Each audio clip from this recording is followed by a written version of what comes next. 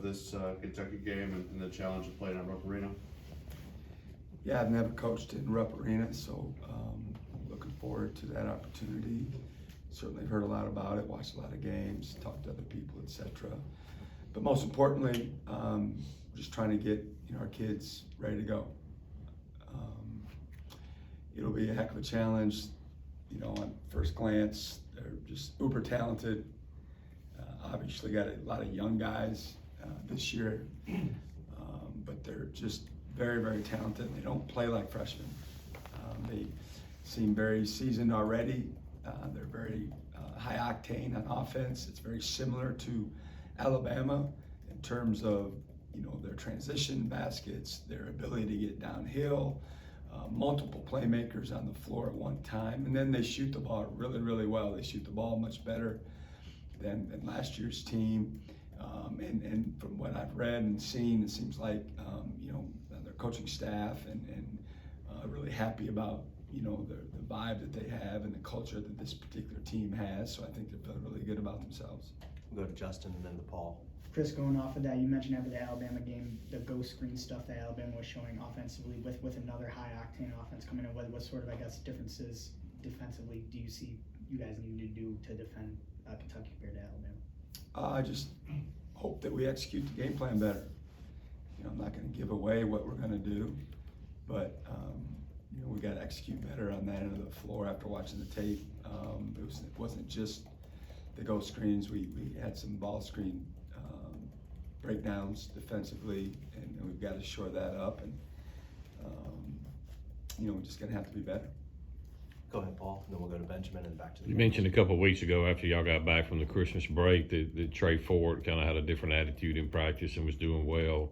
Not so much a different attitude, but was doing well in practice. And we saw him play 12 or 13 minutes the other night against Alabama and hold his own. What's your thoughts of him and how he's kind of accepted his role and earning more minutes? Yeah, for the record, that was definitely your word, not mine. I remember saying that he had a better approach mentally. He had practiced at a higher level, and therefore, we were excited about the prospect of him, being able to help us as we got into conference play. And you saw some of that, against Alabama. He jumped up and made a couple shots. He had an opportunity, to finish convert a layup dunk situation that didn't happen. But defensively, he's still a work in progress, like a lot of our guys are. But he's gotten a lot better on that end, and he can provide a spark for us. Gives us another scorer on the floor, another guy that can stretch the defense and give us more room to operate around the paint. What are the unique challenges that come with facing a team that's coming off a loss that not a lot of people expected them to have with that game against Texas A&M? It could be tough to bounce back from mentally, but I'm sure they'll be pretty locked in this week. Yeah, I wasn't rooting for that outcome, to be honest with you. That wasn't ideal for us, but that's just the way it goes.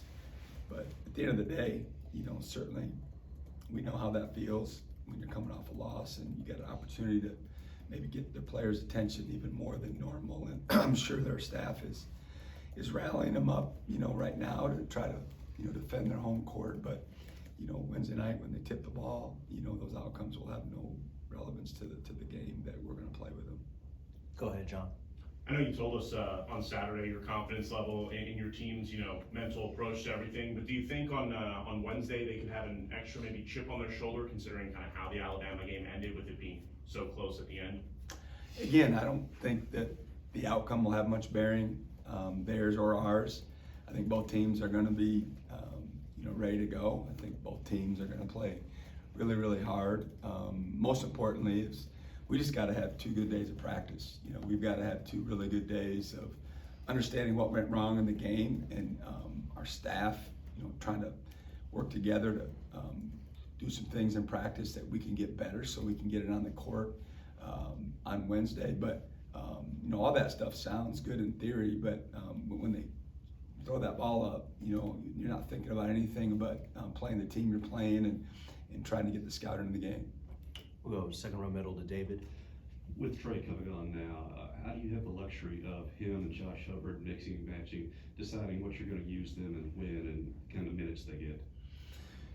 Again, every game unfolds as it does, and there's a lot of things that factor into rotations, and one being foul issues. I don't remember a game, all year long where we didn't have someone that was in some sort of foul trouble. So that determines a lot of who plays when. And then other factors, include, who's on the floor for them, what kind of matchups defensively would present by playing certain guys, and the flow of the game, and who's playing well and who isn't. And there's just a lot of factors that go into it. But like I've always said, more options, are welcomed by me and the staff, and they know how it works. I mean, you get minutes and you are productive, and then you get more, but it all goes back to that and practice. We always preach that you play like you practice, and we put our words, it means something to us. We play guys that produce daily and that have a consistent approach daily, and that at the end of the day that we trust, that are going to get out there and play the way we're trying to play. Go ahead, Steph. Kind of We'll to go back follow to up on Justin. that, we saw, Rams has played, a ton of games with big minutes. He wasn't playing too much late in that Bama game. Just how does he kind of embrace, the depth you guys have at guard, and the different roles maybe he has depending on, the matchups and things like that? Yeah, I don't think his role has changed at all. He just needs to play better. He didn't play very well against Alabama in the minutes that he had, and he's usually in the game at the end of the game, especially when it's tight. He's earned that right because of his productivity, because of the trust level that he's earned while he's been here, but he's just not playing at the level that we feel like he's capable of playing, and not just that game. And I ain't talking about minutes, but just his productivity, since conference play has begun. For us to be our best, he's got to be more productive on both ends of the floor. I'm not talking about anything from the stats department. I'm talking about just what he provides for us with being the head of the snake defensively and doing it all the time. Not doing it, when he's fresh or when he feels like it.